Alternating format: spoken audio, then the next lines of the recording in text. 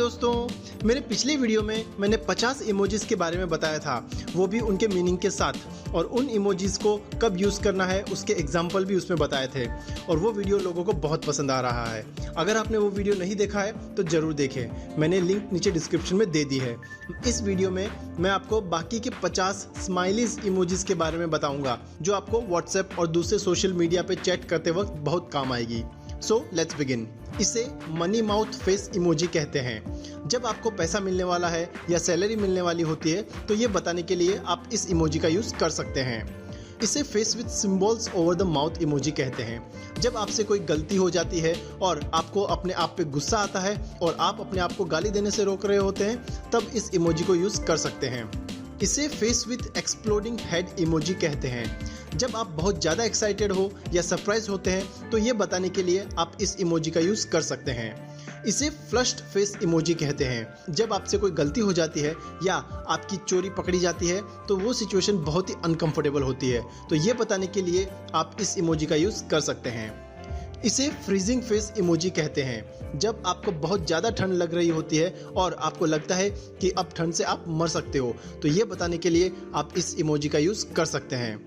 इसे face screaming इन fear emoji कहते हैं। जब आप कोई डरावनी न्यूज़ सुनते हैं और आपको डर लगता है तो ये बताने के लिए आप इस इमोजी का यूज़ कर सकते हैं। इसे फियरफुल फेस इमोजी कहते हैं। जब आप थोड़ा डरे हुए होते हैं या किसी बात का डर लग रहा होता है तो ये बताने के लिए आप इस इमोजी का यूज़ कर सकते हैं। इसे फ्रोनिंग फेस इमोजी कहते हैं। जब आप किसी बात को लेकर उदास होते हैं, जैसे वातावरण का चेंज होना, कोई छोटी सी गलती या किसी इंसान के बिहेवियर से खुश नहीं होते हो, तो ये बताने के लिए आप इस इमोजी का यूज़ कर सकते हैं। इसे हॉट फेस इमोजी कहते हैं। जब आप बहुत ज़्यादा गर्मी महसूस कर रहे होते हैं तो ये बताने के लिए आप इस इमोजी का यूज़ कर सकते हैं।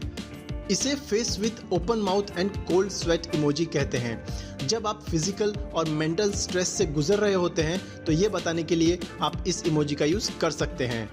इसे हगिंग फेस इमोजी कहते हैं। जब आपको किसी से गले लगने का मन कर रहा होता है तो ये बताने के लिए आप इस इमोजी का यूज़ कर सकते हैं। इसे थिंकिंग फेस इमोजी कहते हैं। जब आप कुछ सोच रहे होते हैं तो ये बताने के लिए आप इस इमोजी का यूज़ कर सकते हैं।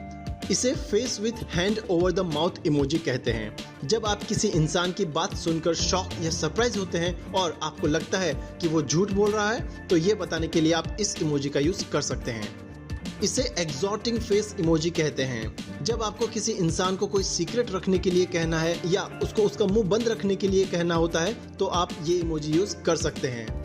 इसे लाइंग फेस इमोजी कहते हैं। अगर आपको लगता है कि कोई आपको झूठ बोल रहा है तो आप इस इमोजी का यूज़ कर सकते हैं, ये बताने के लिए कि वो झूठ बोल रहा है। इसे कोल्ड फेस इमोजी कहते हैं। जब आप ठंड महसूस कर रहे होते हैं तो ये बताने के लिए आप इस इमोजी का यूज़ कर सकते हैं। इसे फेस विदाउट माउथ इमोजी कहते हैं। जब आपके पास कोई बात या पर्टिकुलर टॉपिक पे कुछ कहने के लिए नहीं होता है या आपकी बोलती बंद हो जाती है तो ये बताने के लिए आप इस इमोजी का यूज़ कर सकते हैं। इसे न्यूट्रल फेस इमोजी कहते हैं। जब आप किसी बात से इम्प्रेस नहीं होते हैं या आपको कोई फर्क नहीं पड़ता है तो ये बताने के लिए आप इस इमोजी का यूज़ कर सकते हैं। इसे एक्सप्रेशन लेस फेस इमोजी कहते हैं। जब आपको लगता है कि कोई बात को आगे बढ़ाने के लिए सही वर्ड्स यूज़ नहीं हो रहे हैं या आपको लगता है कि टॉपिक से रिलेटेड बात नहीं हो रही है तो ये बताने के लिए आप इस इमोजी का यूज़ कर सकते हैं। इसे ग्रिमेसिंग फेस इमोजी कहते हैं। जब आपसे कोई गलती हो जाती है या आपको शर्मिंदगी महसूस हो रही होती है तो ये बताने के लिए आप इस इमोजी का यूज़ कर सकते हैं। इसे face with rolling eyes emoji कहते हैं। जब आप किसी शख्स से नफरत करते हो या बोर हो रहे हो तो ये बताने के लिए आप इस इमोजी का यूज़ कर सकते हैं। इसे स्पीचलेस फेस इमोजी कहते हैं। जब कोई बुरा बिहेव करता है या रूड मैसेज भेजता है और आपको लगता है कि इसके आगे कुछ कहने का मतलब ही नहीं है तो ये बताने के लिए आप इस इमोजी का यूज़ कर सकते हैं। इसे frowning face with open mouth emoji कहते हैं। जब आपकी चोरी पकड़ी जाती है या आप रंगे हाथों पकड़े जाते हो तो ये बताने के लिए आप इस इमोजी का यूज़ कर सकते हैं।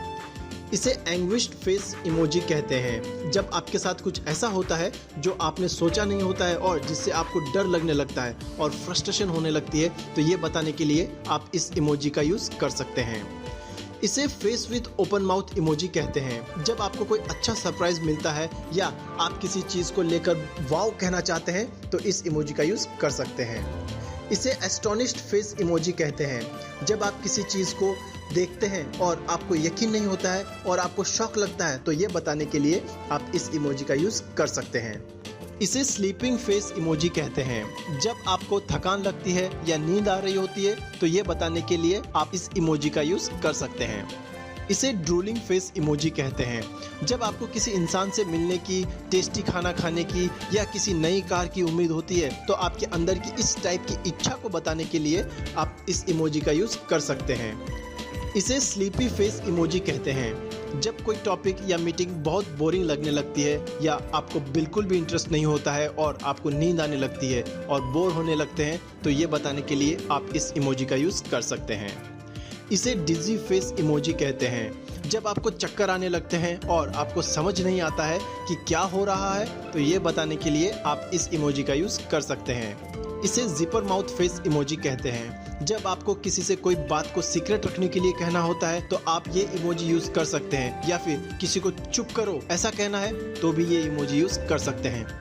इसे face with unequal eyes and wavy mouth emoji कहते हैं। जब कोई शराब के नशे में होता है तो थकान और कंफ्यूजन की वजह से उसे कुछ समझ में नहीं आता है और ये बताने के लिए आप इस इमोजी का यूज़ कर सकते हैं। इसे नो सीटेड फेस इमोजी कहते हैं।